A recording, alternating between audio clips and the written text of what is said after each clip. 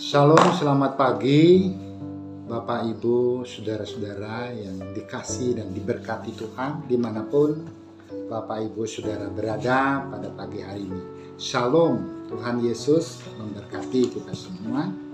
Pada pagi hari ini kita berjumpa kembali di dalam acara Sarapan Rohani Gereja Protestan Bali Jemaat Galang Ninghyang Abian Base pada hari Sabtu tanggal 11 Juni 2022. Bapak, Ibu, Saudara-saudara sekalian, sebelum kita akan membaca dari ayat yang telah disediakan melalui janji hidup pada hari ini, kita akan berdoa. Bapa kami yang di surga, Allah kami di dalam Tuhan Yesus, kami mengucap syukur kepadamu karena Engkau telah membangunkan kami dari tidur kami dalam keadaan selamat. Dan sampai saat ini Tuhan masih izinkan kami untuk bernafas, untuk hidup, dan bahkan boleh melakukan aktivitas kami. Dan bersyukur Tuhan, pada hari ini kami rindu mengawali hari ini dengan kebenaran firman Tuhan. Kami akan baca, kami akan renungkan. Biarlah Roh Kudus hadir bersama dengan kami, memberi kami hikmat, kebijaksanaan, dan akal budi, memberi kami pengampunan atas dosa dan kesalahan kami, agar kami layak menerima firman Tuhan hari ini. Berfirmanlah ya Tuhan, karena kami telah siap untuk mendengarnya. Di dalam nama Tuhan Yesus kami berdoa. Amin. Bapak, Ibu, Saudara-saudara sekalian, pada pagi hari ini ayat yang disediakan bagi kita dalam Yesaya 2 ayat 2 dan 4, kemudian di dalam Lukas 3 ayat 14. Pada hari-hari yang terakhir tidak akan lagi mengangkat pedang terhadap bangsa, dan mereka tidak akan lagi belajar perang.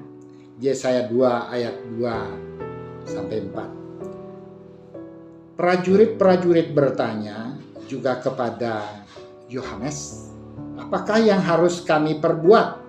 Jawab Yohanes kepada mereka, "Jangan merampas dan jangan memeras, dan cukupkanlah dirimu dengan gajimu." Lukas 3 ayat 14. Bapak, Ibu, Saudara-saudara yang terkasih, firman Tuhan hari ini yang boleh mengingatkan kepada kita bagaimana kita harus berubah. Maka dari Tuhan selalu menolong kita, selalu memberikan kita nasihat, memberikan firman-Nya bagi kita untuk kita bisa jalan. Bapak, Ibu, Saudara-saudara sekalian, pada pagi hari ini renungan kita beri judul, saya beri judul Rumah Tuhan Inspirasi Perubahan. Bapak, Ibu, Saudara-saudara sekalian, bagaimana kita akan memiliki kehidupan yang bisa berubah? Bagaimana kita bisa melihat sesuatu yang luar biasa di dalam kehidupan kita setiap hari? Kita membaca di dalam Perjanjian Lama, dalam ungkapan Nabi Yesaya tentang keadaan gereja pada hari Tuhan. Bangsa tidak akan lagi mengangkat pedang terhadap bangsa, dan mereka tidak akan lagi belajar perang.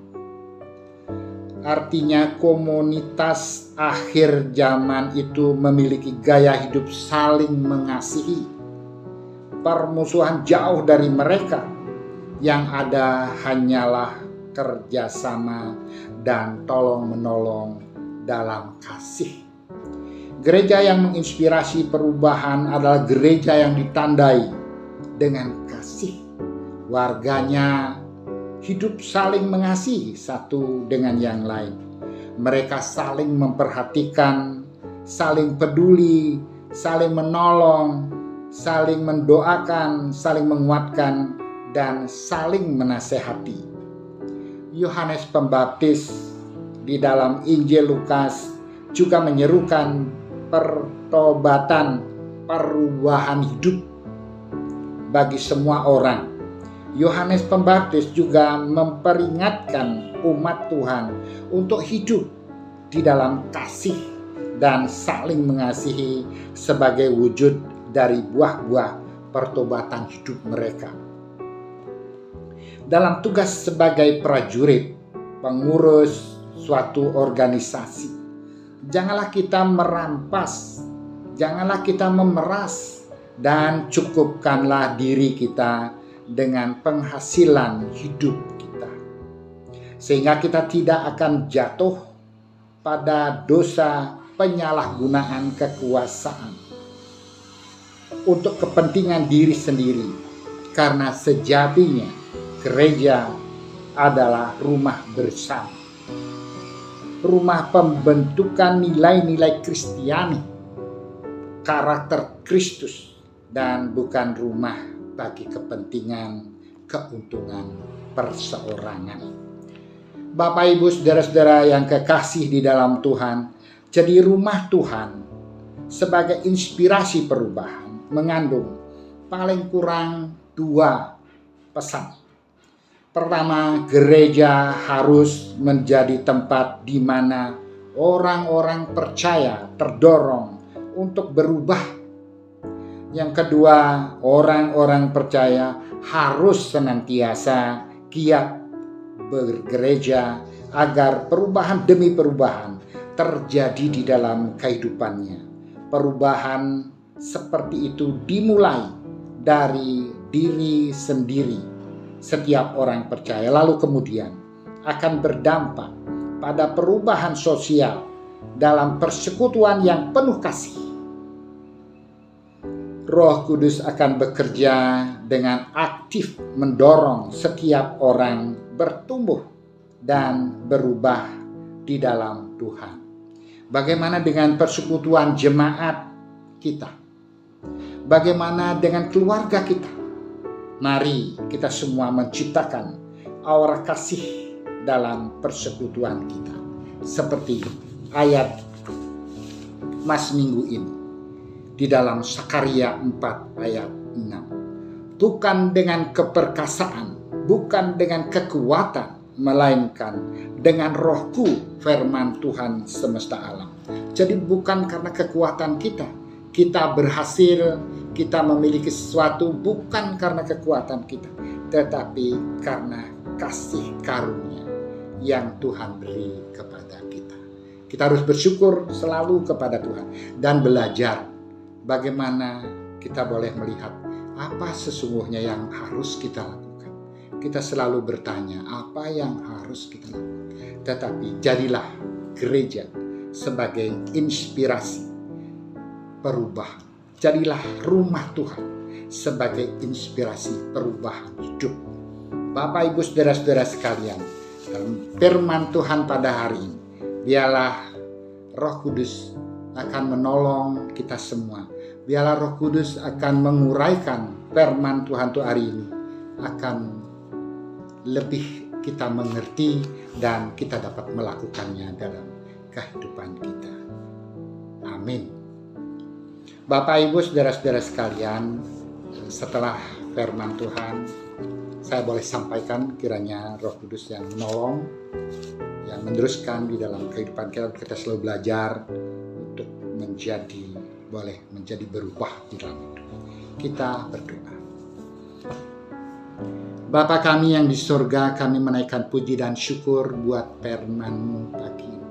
Biarlah firman-Mu akan merubah kehidupan kami senantiasa. Sebagai manusia yang lemah, Tuhan selalu yang memegang tangan kami. Tuhan selalu mendampingi kami, sehingga kami boleh perlahan-lahan untuk bisa mengerti dan boleh berubah di dalam kehidupan. Tuhan, terima kasih pada hari ini kami boleh bersyukur dan kami akan melanjutkan tugas-tugas yang Tuhan sudah siapkan bagi kami. Izinkanlah kami selalu hanya mengandalkan Tuhan. Biarlah Tuhan akan selalu mendampingi kami.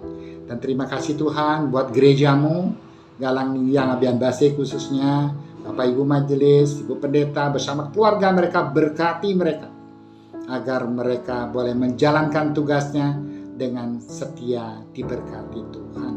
Berkati juga saudara-saudara kami yang sedang sakit pada hari ini. Tuhan beri mereka yang terbaik. Tuhan terima kasih. Kami juga berdoa buat gerejamu di Indonesia ini. Tuhan berkati. Kiranya Tuhan berkati saudara-saudara kami yang menjadi pekabar Injil-Mu dimanapun mereka berada, berkati mereka. Dan juga pemerintah negara kami Republik Indonesia. Berkati Tuhan dari pusat sampai ke daerah, sampai di lingkungan kami diberkati Tuhan. Kami berdoa buat Presiden kami Bapak Joko Widodo, beri mereka sehat bersama wakil, bersama jajaran pemerintahan, para menteri. Tuhan berkati, Tuhan beri hikmat sehingga dia menjalankan tugas dengan penuh hikmat yang datang dari Tuhan. Terima kasih ya Tuhan Yesus, kami boleh mengucap syukur. Biarlah Tuhan berkati kami semua, jemaat Tuhan Galang Ningyang Abian Base khususnya, dan juga jemaat-jemaat Tuhan yang ada dan pada saatnya boleh mendengarkan firman-Mu. Biarlah Tuhan berkati mereka. Terima kasih Tuhan, sempurnakan doa kami pagi ini. Kami berdoa di dalam nama Tuhan kami Yesus Kristus. Tuhan terima kasih, biarlah kami boleh menerima berkat-Mu pada hari ini. Berkat kasih karunia dan damai sejahtera dari Allah Bapa, dari Tuhan Yesus Kristus, dan penyertaan Roh Kudus memberkati, menyertai kita sekalian dari saat ini sampai selama-lamanya. Amin. Bapak Ibu saudara-saudara sekalian, demikianlah renungan pada pagi hari ini kami boleh sampaikan. Biarlah Tuhan Yesus memberkati kita semuanya.